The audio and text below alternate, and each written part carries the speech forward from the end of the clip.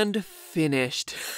My 3-story dream mansion is finally done. Oh, happy day. Oh, joy of joys. Oh, no. Oh, no. No. Stay away from my house, you blocky green phallus. Oh, never mind. It was just a creeper.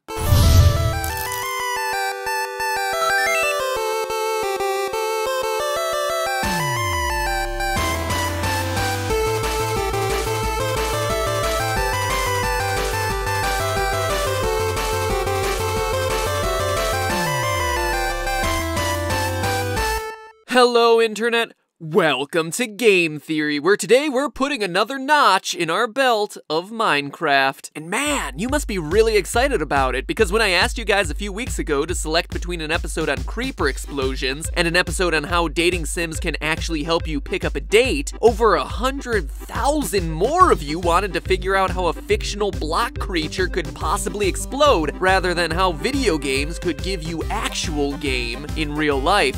Fictional creature explosions, picking up women. Fictional creature, real women. Yeah, I'd probably choose the first one too. Well, as a Taken man, I at least have an excuse. But quail not, all you single riders on the roller coaster of love. We'll come back to that topic some other day. I'll teach you how to nab the sexy pigeon of your dreams yet. And if you're wondering what's with all the bird puns, Headiful Boyfriend is a dating sim about a girl and a bunch of birds vying for her love. Dating sims are weird. Anyway, putting the erotic canaries aside for another day, let's talk creeper. Simple though they may be, these green block monsters are simultaneously the most loved and most hated part of the Minecraft experience. Sure, Minecraft Steven, you might be all decked out during the day with your creeper mug, creeper backpack, and creeper hoodie, but just wait for one of these guys to sneak up on your perfectly maintained homage to Sonic the Hedgehog some night, and I know you'll be burning that blocky green plushie sitting on your bed with your safety torch. But for as much as we recognize them, we know nothing about what makes these things tick.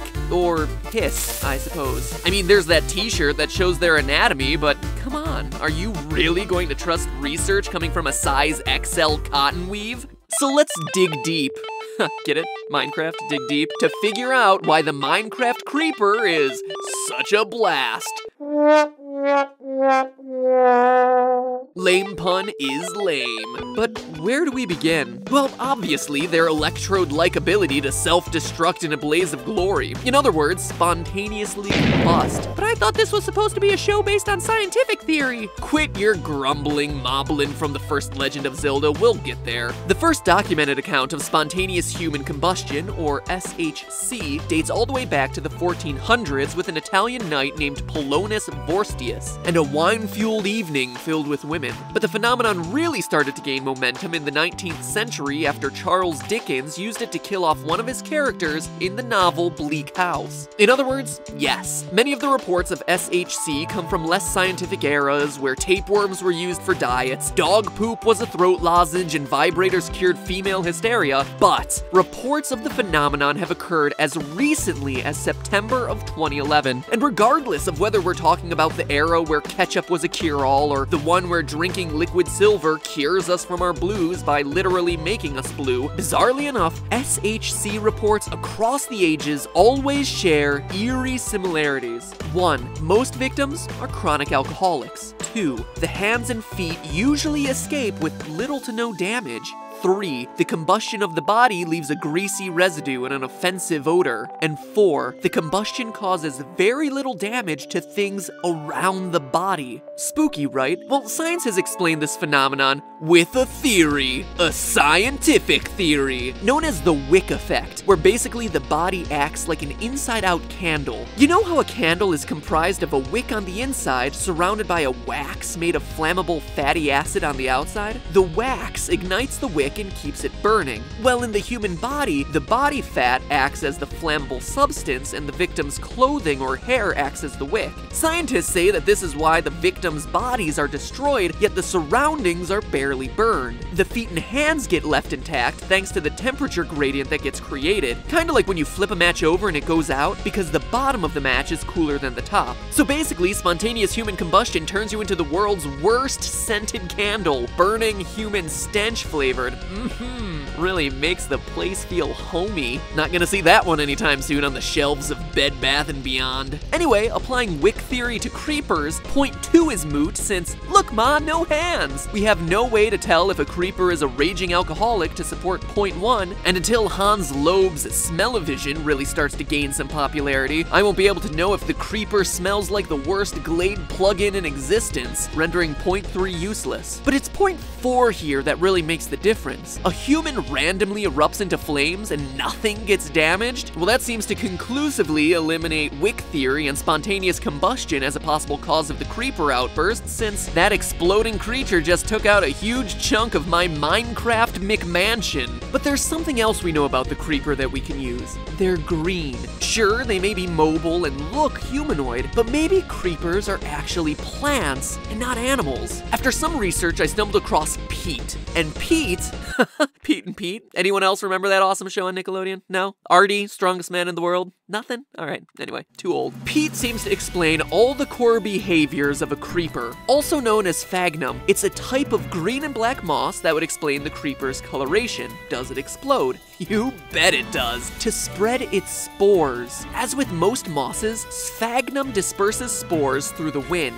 To accomplish this, the capsule holding the spores builds up air pressure before rupturing and launching the spores high into the air. It's a method that's very similar to a pop gun, air being squeezed into a tight space before erupting all at once. Hissing sound, anyone, as little pockets of air slowly leak through the capsule just before the time of explosion? And even though this moss is one of the most primitive plant forms on Earth, it has one of the most sophisticated methods of launching these spores. It creates a vortex ring, kind of like a smoke ring or mushroom cloud from a nuclear explosion. This vortex ring allows Pete to launch its spores at an incredible speed for such a small plant, discharging spores at up to 65 miles per hour, 29 meters per second, in less than 1,000th of a second. That, loyal theorists, is some fast discharge, especially when considering that this plant is only a couple centimeters high. Now scale that up 30 times to creeper size, which is roughly 3 meters, and you have an explosion going from 0 to 1,950 miles per hour in a fraction of a second. And I don't know about you, but I'm not too eager to have discharge flying at my face that fast. Well, actually, come to think of it, I'm not too excited to have any sort of discharge headed straight to my face, ever, really. Discharge, that's just a gross word. Regardless, 0 to 2,000 miles per hour in a fraction of a second, that's the level of acceleration able to do some real damage. Suck on that, bullet bill. And not only does the color and explosive power match, its other properties fit with the behavior of a creeper as well. Take for instance the charged creeper. In Minecraft, a creeper becomes charged with electricity whenever lightning strikes within 3 or 4 blocks, increasing its explosive power. Well, according to the article Carbon Nanosheet Frameworks derived from peat moss's high-performance sodium-ion battery anodes, a real page-turner that one, let me tell you, peat moss has the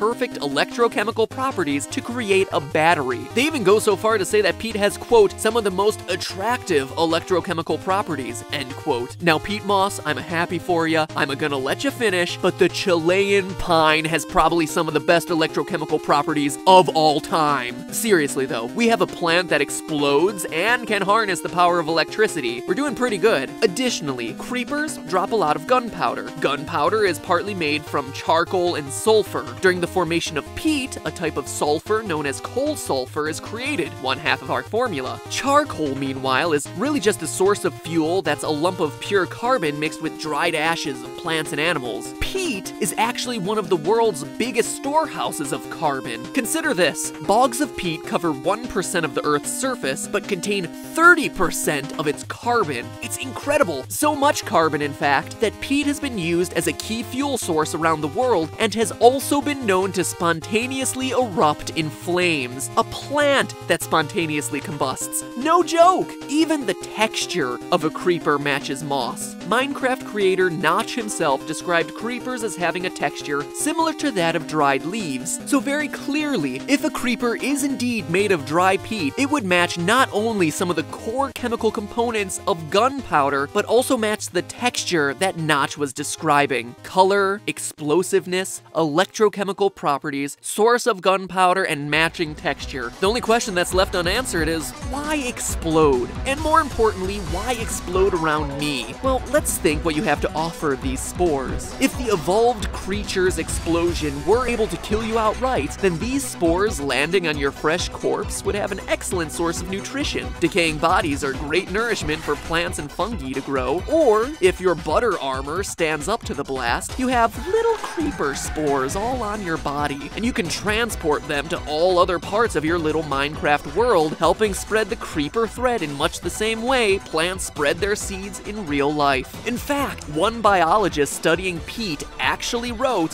quote, "Many times when bending over a hammock of peat moss for closer examination, I felt the explosively discharged capsule lids strike my face," end quote. So perhaps it's not so much cause and effect of you being around that makes the creeper explode, but rather centuries of evolution within this peat moss species to help ensure its survival and expansion. So there you have it. Minecraft's mascot is really a moss monster launching high-speed spores straight at your face. Think about that the next time you snuggle your little green plushie. In the meantime, that's just a theory. A game theory. Thanks for watching.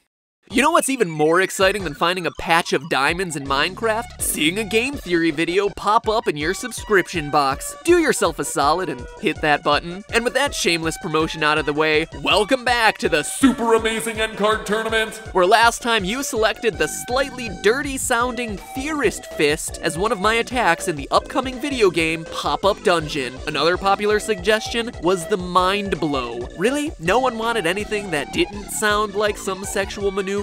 But seriously, your suggestions in the comments last episode were great, and I'm compiling a list of the top picks now to pass along to the creators of the game, so thanks! It's gonna be really exciting. This week, one of the most essential questions of our time: cats or dogs? I know it seems completely random and not related to this video at all, but maybe it is related to the next one. Or maybe not, maybe I was just curious. Anyway, click on one to choose and finally settle the debate of which animal rules and which animal drools.